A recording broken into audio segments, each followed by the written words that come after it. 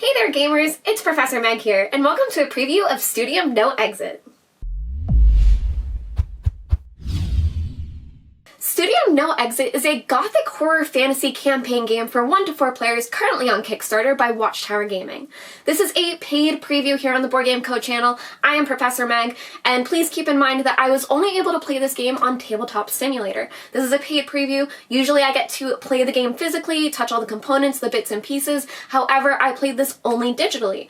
Also keep in mind, because this is a preview, it's still currently on Kickstarter, some components and things are subject to change, especially iconography, things like that. However, I'm really excited to show you this game. In Studium No Exit, players are going to be starting off with 4 classes. Each player will get to choose a class, and then they will be going through a dungeon crawl type experience. So the Studium is this magical, creepy, gothic, scary place where you're trying to get through hallways. So in the game, you'll be walking down hallways, unlocking different hallway tiles, fighting anything bad that happens along the way, gaining treasure, and then every hallway will end with a boss battle. In Studium No Exit, players are these characters that were given to the Studium. It's kind of an unforgiving place where there are horrors and dangers, and you're just trying to survive these hallways and gain friendships, power yourself up, and hopefully survive the terrors that are inside of the Studium. So, what are players doing? You are going to be doing a classic dungeon crawl-esque type feel, where you're going to be having miniatures across a map. You're going to be moving down a hallway, and along the hallway you're going to be doing different investigate actions where you'll be able to flip over hall tiles. Each of these hall tiles, you will move up to the door, investigate, flip over a hall tile, orient it to however you choose as long as the doorway matches with the other doorway, and then something will happen. So when this happens, you will flip over an encounter card. These encounter cards are going to force players to make a decision. So there will be a flavor text of something spooky or crazy happening. Maybe someone's skin is getting peeled off. Maybe there's something that you want to investigate, but it could be something bad inside. So you will have a choice, and then you may have a roll. You typically do. And then depending on that roll, you'll see what happens on the other side of the card. Now, sometimes the other side of the encounter cards will be consequences and different things that happen, and some of them will be enemies that you then have to fight. If you hear a spooky cat in the background, I'm sorry, I might be haunted right now.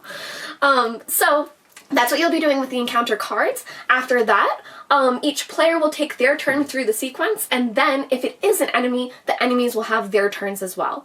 Now, on your turn, players have 3 options, and that first one I just described is investigating. Another option that you also have is moving, which is pretty straightforward, but your third option is taking an action. Now, these actions can be different things, such as attacking either with melee or range, or there are some characters, such as the Toxoflay, that can hold an action to do things like dodge. Now, combat in this game is a bit reminiscent to something like Dungeons & Dragons, where you're going to be rolling to hit and then rolling to do damage. Enemies also have armor classes, and what you'll be doing is taking a D12, which is actually a D11, but there's a critical fail side, and you will roll the D11, 12, for as many hits that you're able to do. So if your weapon is able to roll 3 dice, you'll roll 3, some can only roll 1, and then after that, if you do hit, for every hit that you rolled, you'll be able to roll a damage die. Those damage die will still have to go through the enemy's armor first, but after that, you'll start doing damage to them to take them out. Now, these hall tiles that you are flipping over are working you all towards the end game of that particular scenario. You'll be walking down the hallway, interacting with the different halls, which will lead you toward the end game, which is a boss battle. Every hallway will end with a boss that you are going to get to fight that are in a bit of a different, tighter quarters, and you'll also have different areas to hit them. Now, something that I didn't go over is that when you're damaged, the enemy will roll to hit you just like you roll to hit them. However, they will also roll a d4 to determine where they are going to do damage to you. So for example, they can hit you in the arm, the leg, the chest, or the head, and this will mean different things to different players because you'll have an armor class as well. Now, armor will give you help on those different body parts. So if you take damage, for example, in the chest and you have chest armor, you will go down a level in your armor and you'll be able to negate that damage. After that, everyone has 3 hits that they're able to take for each body part, and then after that you're going to take a wound. Once you take wounds, say for example your arm has been hit too much and you now have a broken arm, you'll flip over a wound card. Something worse might happen. Maybe your arm is so broken you drop something, but you could just have a broken arm and that's as bad as it gets. That still means that you can never hurt your arm again. If you do, you die. This is a game that has permadeath, so your characters can just completely die for the campaign.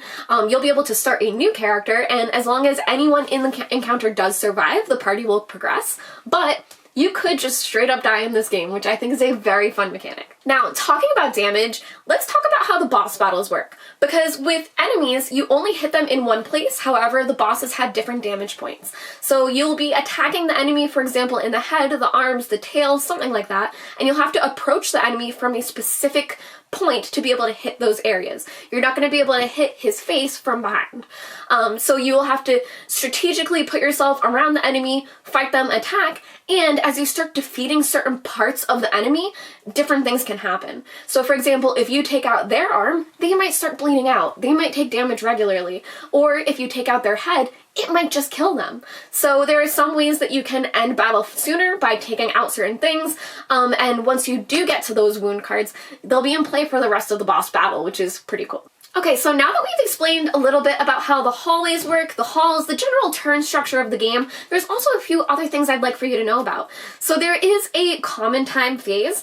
This is going to happen in between these battles where you'll be able to upgrade your items, get different abilities, things like that. There are scroll cards in the game that can be very, very powerful, and this is a way that you can start paying in towards those and adjusting your player board. This game is all about customization and growing through the game. So you'll be customizing your character, unlocking new classes, using that to progress through the game, and you will be getting all different types of armor and gear and things that start working better together, but the enemies will be getting stronger to keep up with the challenge. Now, during the common time, it does seem like it could be a cool, calm time, but there are actually tarot cards that will be flipped halfway through the week. So even when it's a time where nothing bad should be happening, you're not out having something actively attacking you, something could still happen that's a bit quirky that can shake up the week for you. One of the things that I think was very engaging about this game is the horror theme. I'm someone that loves fantasy, but I don't usually lean toward the horror genre, and I feel like this was done so well with things like leeches and very scary creatures and ghosts and ghouls that are coming to get you. And there are these hallways that you are wandering down, looking inside of them and hoping nothing bad will happen. So there are different choices that you're making on the encounter cards, and I feel like those choices really have a lot of weight to them. You feel the consequences of what may or may not happen, and there are some things that will make you run away. Even when I played, there was an encounter card that I encountered, and I chose to run away from it because this is just, it's a very spooky feel, and sometimes that is just the best thing to do as opposed to fight, which is what I always want to do. So I really, really enjoyed that part about it, that I think that along with the writing and the art and how much richness there is in this game, the horror genre is just done very, very well. Now, for those of you that are also video gamers, this gave me a similar feeling to Fire Emblem. Fire Emblem is a turn-based strategy game where you are moving around a map, you will take all of your actions, and then the enemy will take all of their actions. And this is something that's a bit similar, but done so well in a board game way, and especially with things like the permadeath, and you lose your characters completely. It really had a degree of weight to the choices that you're making and who you're choosing to attack with and move around the board. Something that I enjoyed about the tactical part of it, especially with permadeath, is that it gives you a sense of camaraderie. It really matters what happens to the other characters, especially if they get hurt, and it also gives you that sense of students that are all working together within the Studium. So very quickly you are a band of ragtag people, and all of a sudden you really care about each other, and it really gives you that sense of school and working together too. Studium No Exit is a game for 1 to 4 players where sessions are going to run you around 90 to 120 minutes. There's 100+ hours of gameplay for everyone, and there is a 200+ page game book, so there's a ton of content packed into this game. It is a horror theme. Things are a bit spooky and grotesque, but in a very cool way that's beautifully done. So if you're someone that enjoys dungeon crawlers, leveling up your characters, and this kind of progression, especially a game with tons of content, this is one that you may want to be checking out. Thank you guys all for watching this preview. I am Professor Meg. This has been Board Game Co. Just to remind you, this is a paid preview, and thank you to Watchtower Gaming for letting us cover your game.